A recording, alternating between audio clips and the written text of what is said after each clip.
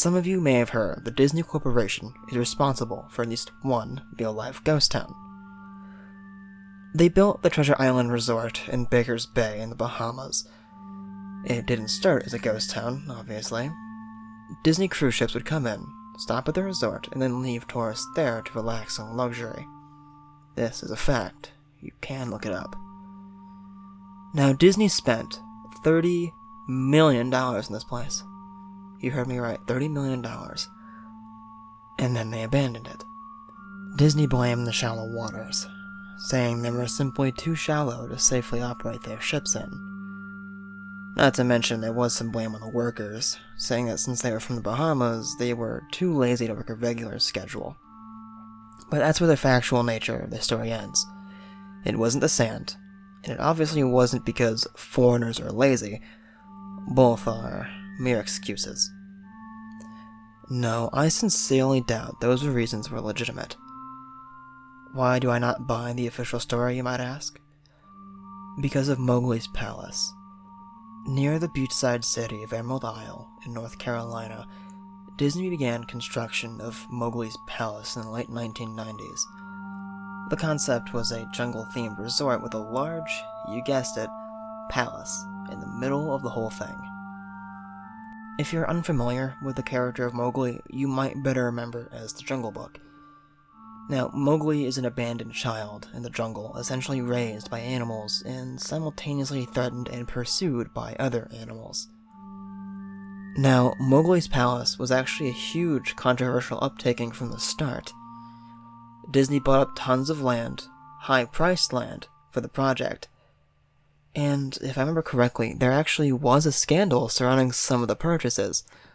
The local government claimed eminent domain on people's homes and then turned around and sold the properties straight to Disney. At one point, a home had just finished construction and was immediately bulldozed with little to no explanation.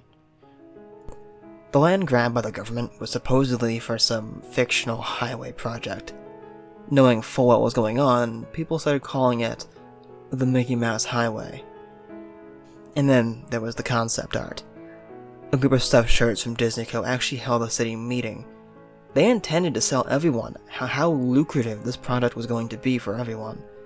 They showed concept art, this giant Indian palace surrounded by jungle, staffed with men and women in loincloths and tribal gear.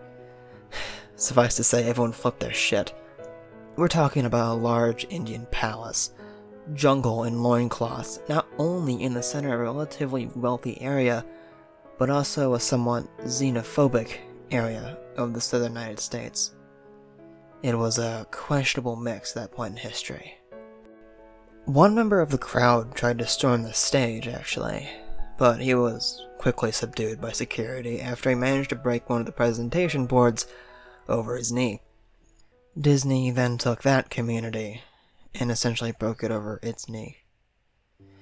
The houses were razed, the land was cleared, and there wasn't a damn thing anyone could do or say about it. Local TV and newspapers were against the resort at the beginning, but some insane connection to Disney between media holdings and local venues came into play, and their opinions turned on a dime. Anyway, Treasure Island, the Bahamas. Disney sunk those millions and split. Same thing happened with Mowgli's Palace. Construction was complete. Visitors actually stayed at the resort. The surrounding area was flooded with traffic and the usual annoyances associated with an influx of lost and irate tourists. Then, it all just stopped. Disney had shut it down, and nobody knew what to think. They were pretty happy about it. Disney's loss was pretty hilarious and wonderful to a large group of people who didn't want it in the first place. I myself, however, didn't give the place another thought after hearing it closed down over a decade ago. I live about 4 hours from Emerald Isle, so I really only heard the rumblings of it. I didn't experience any of it. And then I read an article. Someone explored Treasure Island and posted a whole blog about crazy shit he found there. Stuff just left behind. Things smashed, defaced, probably ruined by former disgruntled employees who lost their jobs. Hell, the locals themselves from all around probably had a hand in wrecking that place. People from all around felt angry, pissed about Treasure Island, just as the folks here did about Mowgli's palace. Not to mention the rumors. People say Disney had released their aquarium stock into the local waters when they closed, including sharks. God, who wouldn't want to take a few swings at some merchandise after that? Well, what I'm getting at here is this blog about Treasure Island got me thinking. Even though many years had passed since its closing, I figured it might be cool to do some of my own exploration of Mowgli's palace. Take some photos, write about my experience, see if there's anything there I could take home as a memento. I'm not gonna say I wasted time in getting there, however, because honestly, it took me another year after I found that article to get up and go to Emerald Isle. Over the course of that year, however, I did a lot of research on the Palace Resort. Or rather, I tried to. Naturally, no official Disney site or resource made any mention of the place. Scrubbed clean off the internet entirely. Even odder, however, was that nobody before myself had even thought to blog about the place, or even post a photo. None of the local TV or newspaper sites had one word about the place, although that was to be expected since they all swung Disney's way. Don't want to be out there lauding your embarrassment, after all. Recently actually, I learned corporations can actually ask Google, for example, to remove links from search results, basically for no good reason.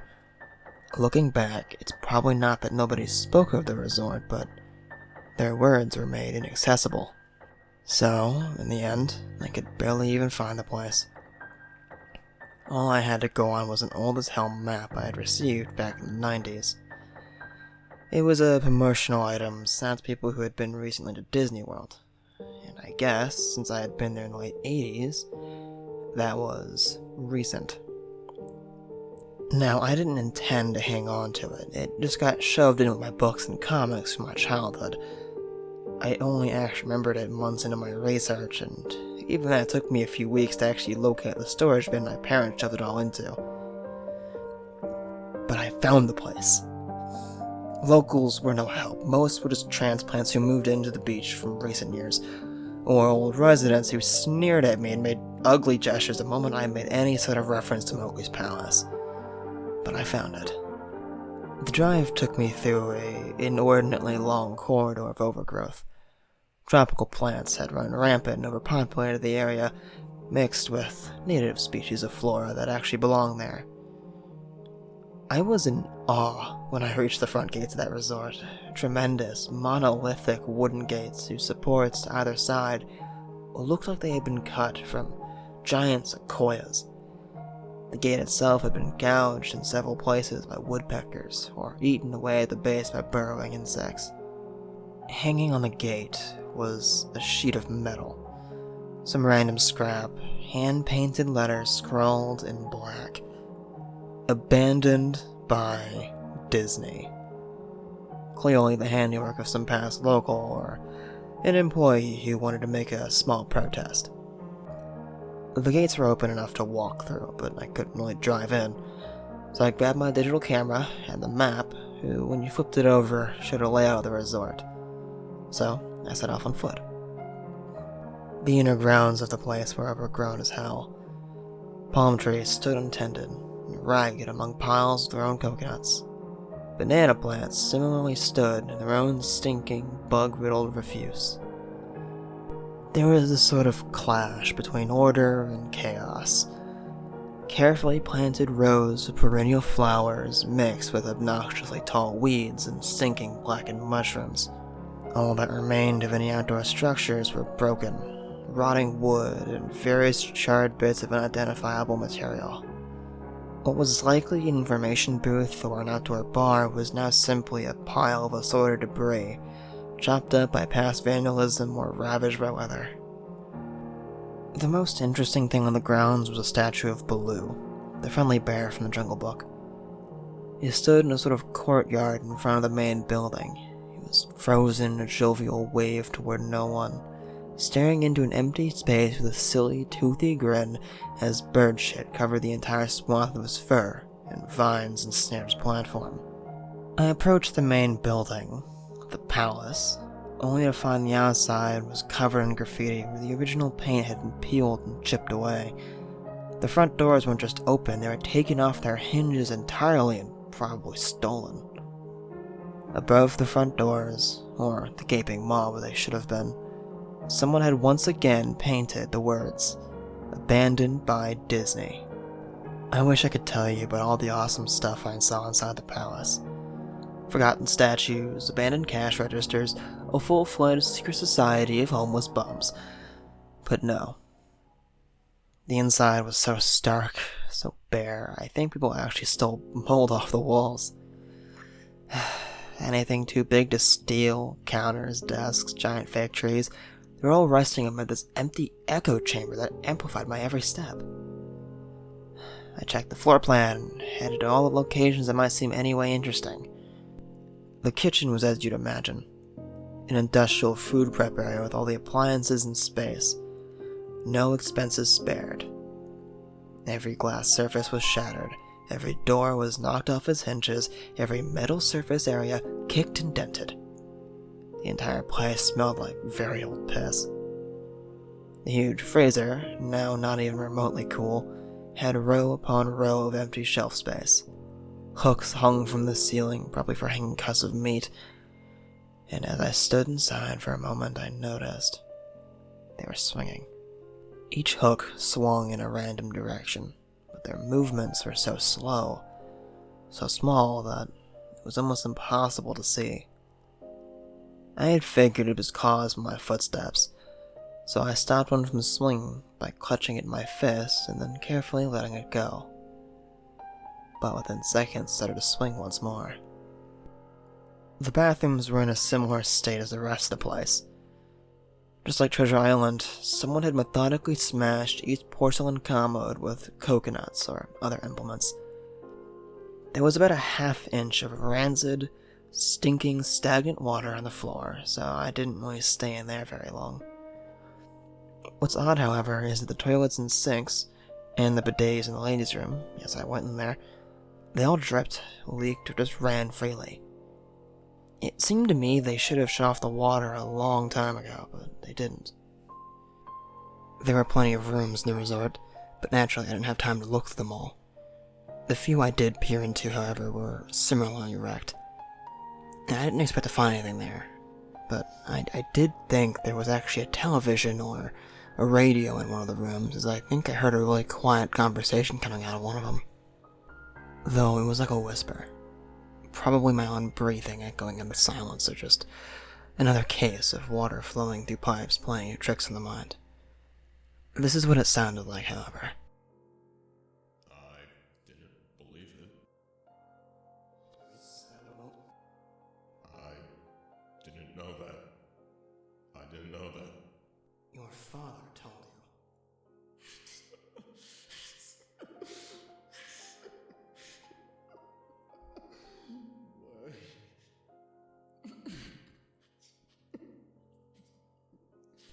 I know, it sounds ridiculous. I'm just telling you what I experienced. Why I thought there might have been something running in that room, or maybe some vagrants who were held up in there. Why would have stabbed me if I went in. At the front doors of the palace again, I figured I hadn't found anything of note and had wasted the entire trip up. As I looked out the door, I noticed something interesting, however, in the courtyard.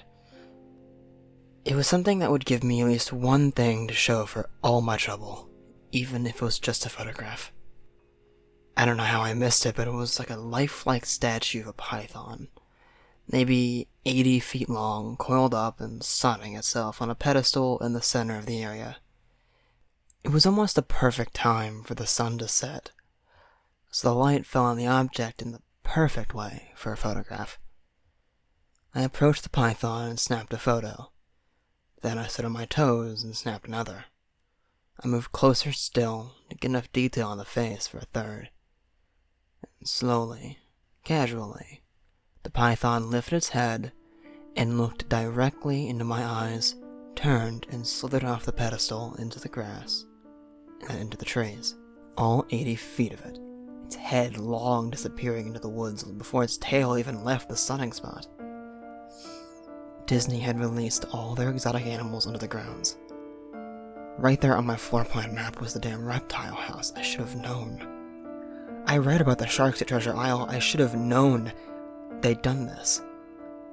I was dumbfounded, just utterly stupefied. My mouth must have been hanging open for the longest time before I finally came back to Earth and snapped it shut. I blinked a few times and backed away from where the snake had been, back toward the palace. Even though it was totally gone, I still wasn't taking any chances. I backed my way into the building. It took a few deep breaths, and slaps to my own face to get myself back in the right mindset. I looked for a place to sit down. My legs were feeling like jelly at that point. Of course, there was no place to sit down unless I wanted to reclimb the broken glass and dead leaf carpet, or haul myself into a desk of questionable reliability. I had seen some stairs near the palace's lobby, decided to have a seat there until I felt better. The staircase was far enough away from the front of the building to be relatively clean, save for a startling amount of dust. I pulled a wedge of metal off the wall, once again painted with the abandoned by Disney motto I'd grown accustomed to. I placed the wedge on the stairs and sat on it to keep at least somewhat clean. The stairway itself led downward, below ground level. Using my camera flash as a sort of improvised flashlight, I could see the staircase ended in a metal door, padlock on it. The sign on the door, a real one, said, "Mascots only. Thank you." Now it perked my spirits up a little bit, for two reasons. One, a mascots only area would have definitely some interesting stuff back in the day. And two, the padlock was still in place. Nobody had gone down there, not the vandals, not the looters, nobody. This is the one place I could actually explore, and perhaps find something interesting to photograph or wantonly steal. I had come to the palace essentially agreeing with myself that it was okay to take anything I wanted because, hey, abandoned. It didn't take much to bust a lock. Well, that's actually wrong. It didn't take much to bust the metal plate on the wall the padlock was hooked to. Time and decay had done most of the work for me anyway. And I was able to bend the metal plate enough to pull the screws out of the wall entirely. Something nobody else ever thought of. Or at least hadn't been able to do at the time. The mascots only area was a startling and very welcome change from the rest of the building. For one, every second or third fluorescent light overhead was actually illuminated, even if they flickered and faded randomly. Also, nothing had been stolen or broken, even if age and exposure had definitely taken their toll on the place. Tables had notes and pens, there were clocks, and even a punch-in clock on the wall, complete with filled-out time cards. Chairs were scattered around, and there was even a small break room with an old, static-filled television and long, rotted-out food and drinks on the counters.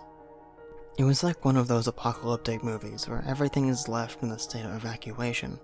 As I walked the maze-like sub-basement of the hallways, the sights became more and more interesting. I went further. Desks and tables were knocked over, papers scattered across and melded with the damp floor. A large carpet of mold slowly overtaking the real rotting crimson floor covering. Everything was sort of squishy. Anything wood disintegrated into mush when I applied even the smallest amount of pressure. Clothing items hanging on hooks in one of the rooms simply fell to moist threads after I tried to unhook them. One thing that annoyed me was the light. It was becoming more sparse and unreliable the further I went inside. Eventually, I reached a black and yellow striped door with the words, "Character Prep 1, stenciled on it. The door itself wouldn't budge at first. I figured it was probably where the costumes were kept, and I definitely wanted a photograph of that twisted mess. But try as I might, whatever angle or trick I tried, the door wouldn't open. That is, until I gave up. I tried to walk away, but then there was a slight popping sound, and the door began to creak open slightly.